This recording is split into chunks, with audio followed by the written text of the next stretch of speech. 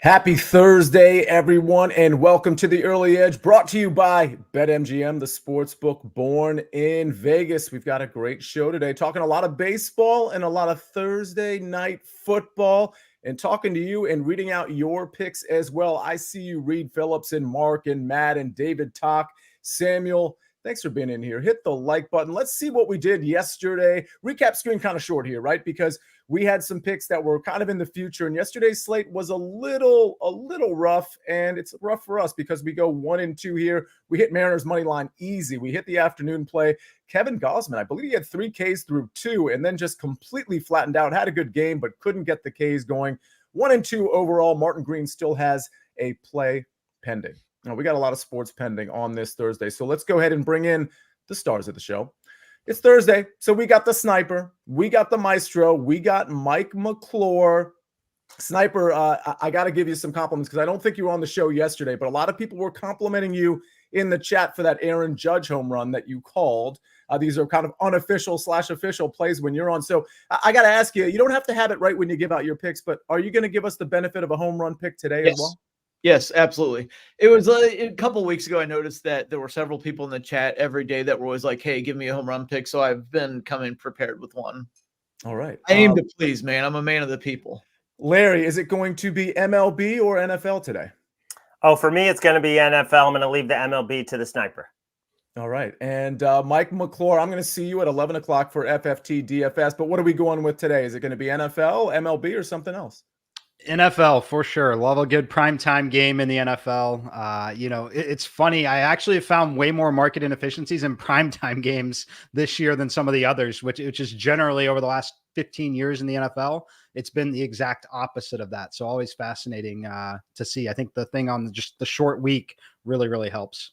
It's interesting you point that out because in the player prop market, I'm finding more opportunities with some of these primetime games than I did in years past. And again, that could be absolutely for me a coincidence. But if you remember on, Monday Night Football, where we had the 2 games, I lost that Jacksonville first half bet, but I hit 3 for 3 in player props that day. And I thought I could have put a few more out there. Speaking of, I've got a player prop that I gave out yesterday on Rico Dowdle. I've got another player prop on the Giants side that I'm giving out today, but let's kick it off, no pun intended, with the sniper and baseball. You usually come with 2 plays, and sniper, you came with 2 plays again today?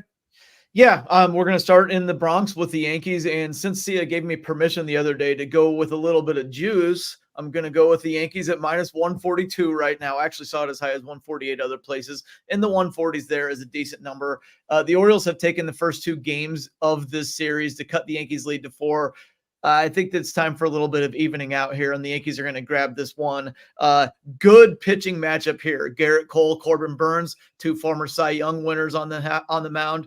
It's entirely possible that this is going to be low scoring going into the late innings, which now favors the Yankees. The Orioles bullpen is incredibly leaky. The Yankees have kind of gotten things figured out at the back end with Luke Weaver there. So I do think that the Yankees are going to grab this one. Like I said, maybe low scoring, maybe Aaron Judge again going deep. He's started to lock back in, and when he hits them in bunches, he really goes for about a week. Juan Soto also went deep last night, so I like the Judge-Soto combo here, maybe getting it done late for the Yankees. I do have the Yankees winning this game. Also going to go out west to the Padres at Dodgers series, which has been incredibly fun so far. There was a triple play to win us our play on Tuesday. Last night, the Dodgers got it done with some clutch hitting from Shohei Otani. And it was a 1-run game going down to the 9th. The Padres had a runner on in the 9th. I like the Padres in this one at plus 105 here. Joe Musgrove on the mound, 2.05 ERA since he came back from injury. There was one terrible outing in there, but that was kind of an outlier. Terrible outings. Walker Buehler knows plenty about that. He's 1-6 with a 5.63 ERA in this season, coming off Tommy John surgery. Bad timing for him, by the way, as he heads to free agency after the year. But anyway, as long as the Padres avoid Shohei Otani with runners on base, which is easier said than done, but if they can do that, they should win this one. They're still the better team since the All-Star break. They're actually 41-17 since losing their first game after the All-Star break, the best record in baseball by a pretty decent margin. And I'm going to stay right here also for my home run play. It's Fernando Tatis Jr. He hit one last night. really styled on it. It was a pretty impressive. It was a massive blow there. Tied the game. Versus Walker Buehler in his career, he has 4 home runs and 24 at-bats in Dodger Stadium. In his career, he has 12 home runs in 33 games. Love Fernando Tatis Jr. here.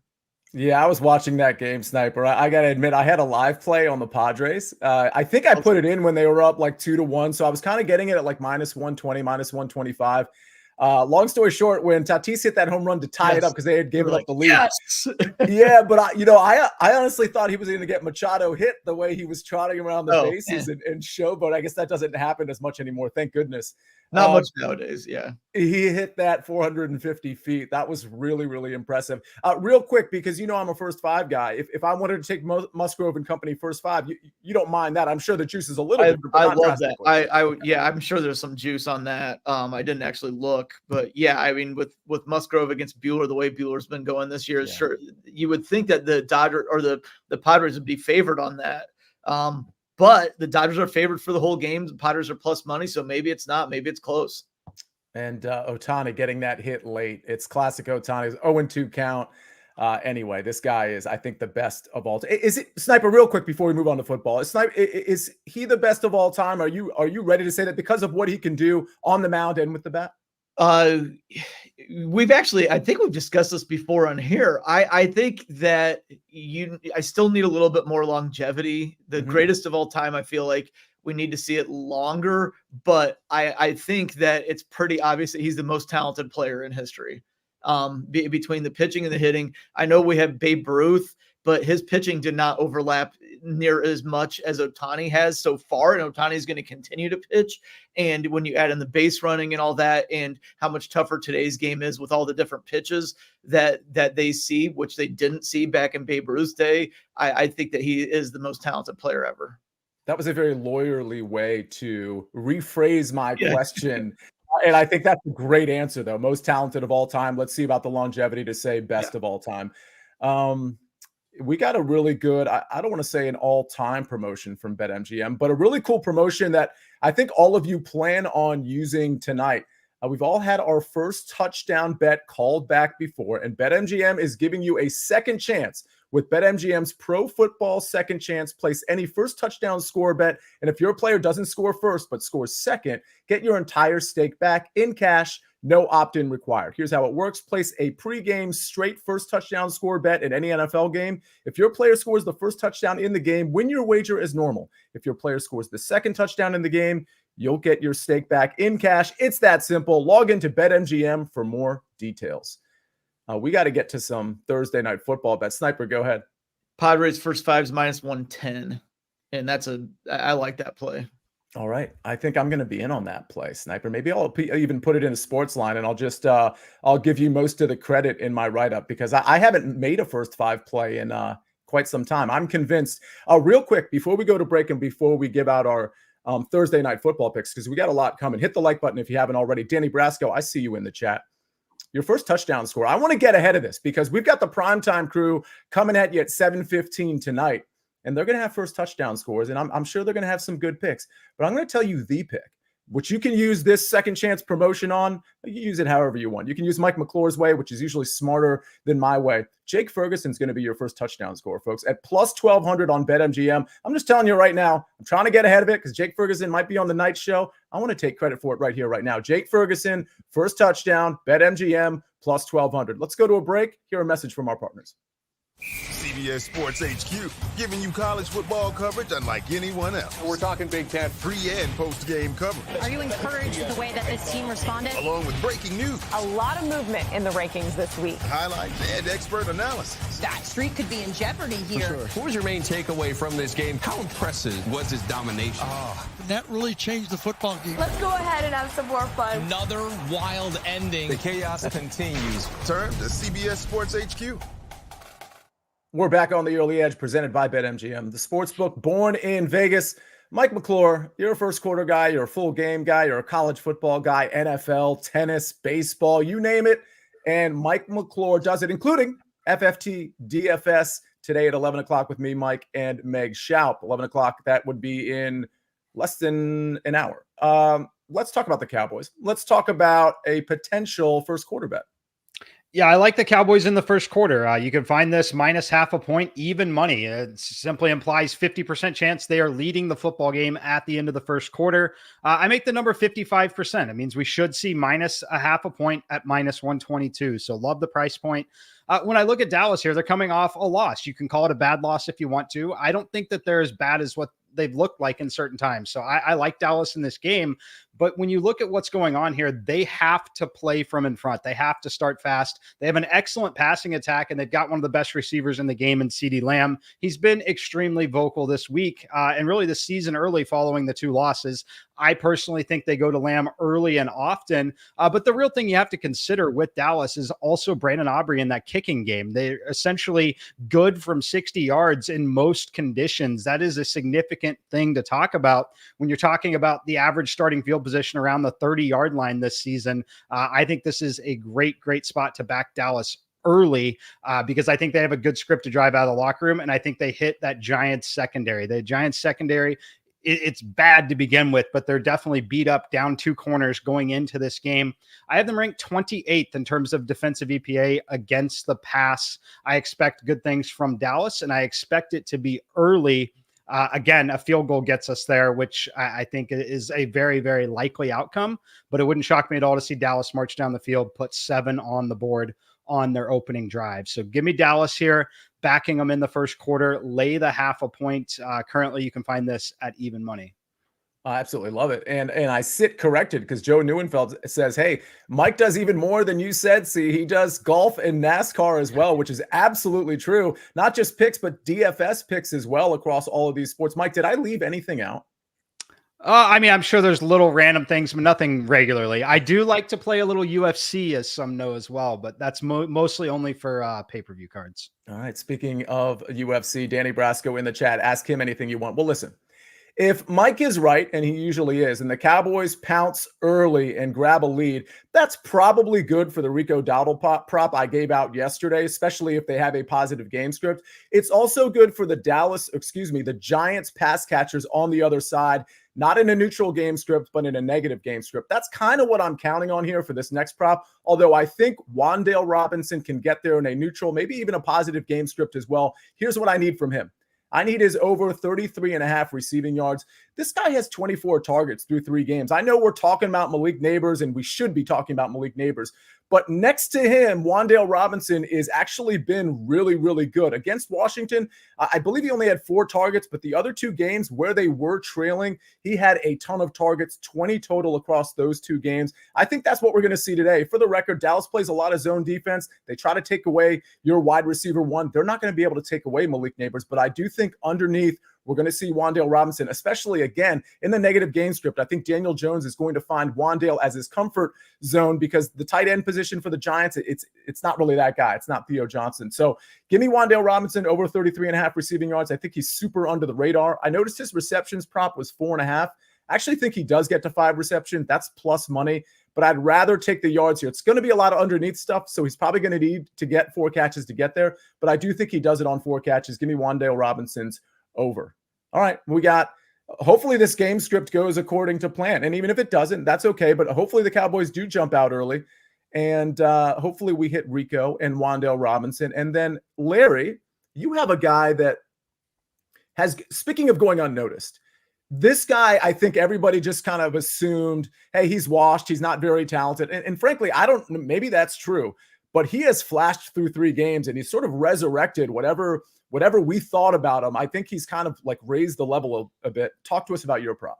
Yeah, Devin Singletary has forced 21 missed tackles this season. That is the most in the NFL. So he is playing good football, and this is a dream matchup against the Cowboys defense. Now, I'm on the Cowboys. I think they're going to cover in a higher scoring game, something to the tune of 27-20. But Devin Singletary is facing a rush defense that's given up 484 yards the last 2 weeks. That's given up the most explosives in the league this season. 29% of the runs against Dallas have gone for at least 10 yards, which is crazy.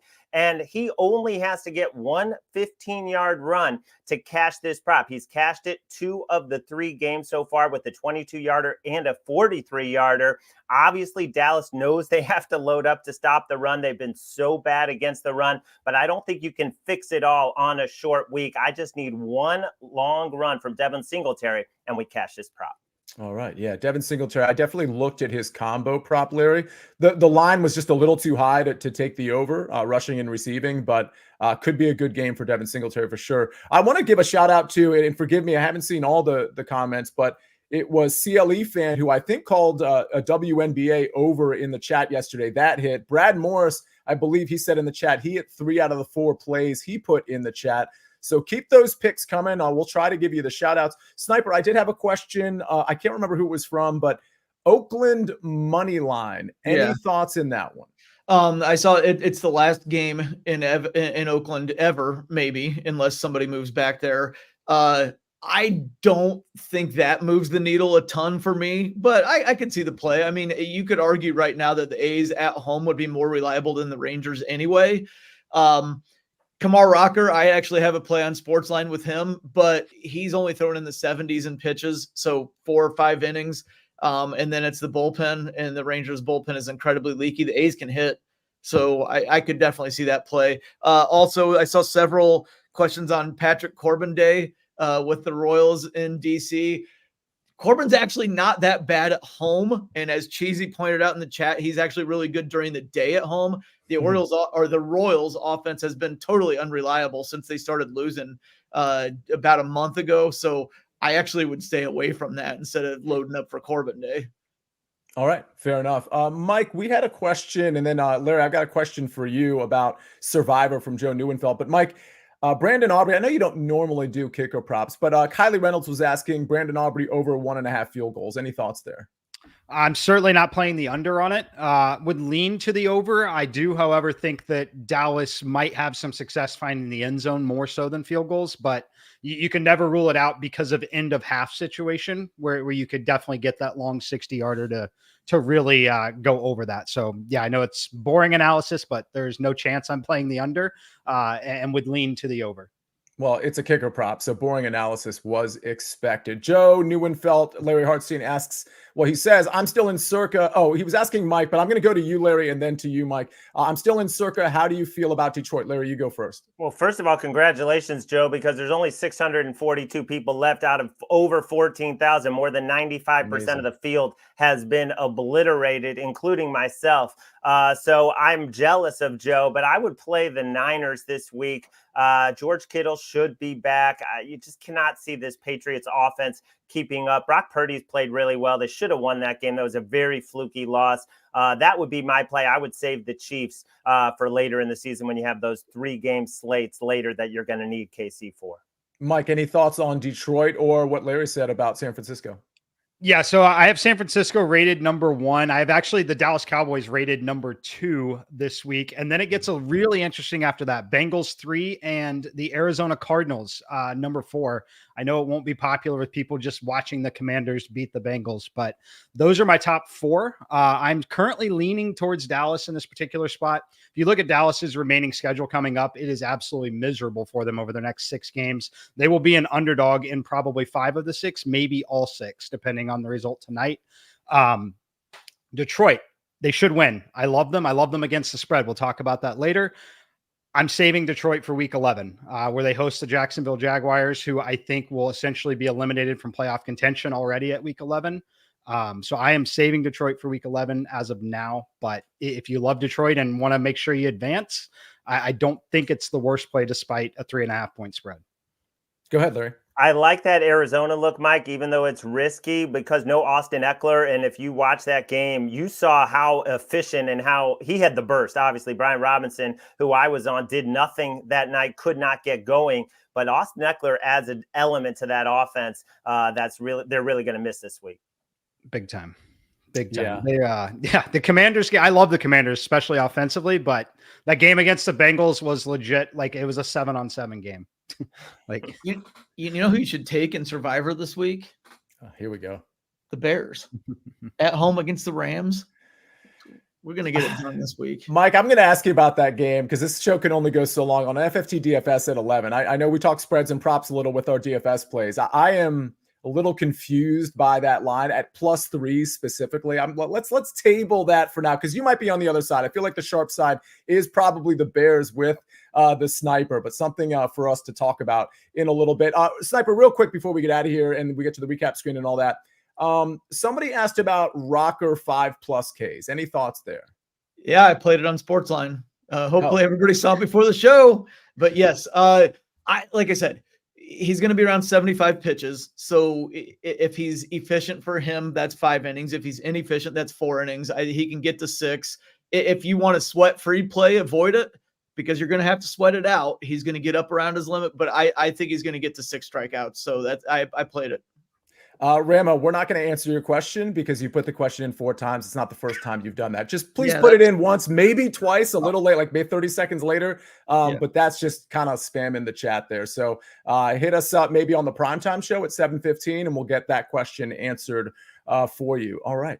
Ladies and gentlemen, let's take a look at the recap screen. Rico Dowdle over 39.5 rush yards at -113. Wandale Robinson over 33.5 receiving yards at -120. Of course, that Rico Dowdle one I gave out yesterday, 2 from me for Thursday Night Football. Speaking of, Mike McClure, Cowboys first quarter -0.5 at even money. The sniper, Yankees money line -142. Padres money line +105. Larry Hartstein, Devin Singletary longest rush over 14.5 yards at -120. Good stuff. Good stuff. Was I too mean to Ramo there? I know he's a fan of the show. Forgive me for that, but 4 or 5 right in there. We end up boxing out everybody else, right? So we don't want to do that. Ladies and gentlemen, thanks for joining the show. Rick, Mike McClure in the chat. Man, this guy's busy. Joe, Ramo, CLE fan, Bitsy. Thank you everyone for being in here. We got a lot more content coming. We got a show at 11, but of course the primetime show at 7:15 as well. You'll see the NFL show in your feed, the NFL preview in your feed later on today. A lot of NFL, a lot of college football coming your way. On behalf of the sniper, Jake the Snake on the 1s and 2s, Mike McClure and the Maestro, I'm the Counselor of Cash. This is the Early Edge. We rest our case.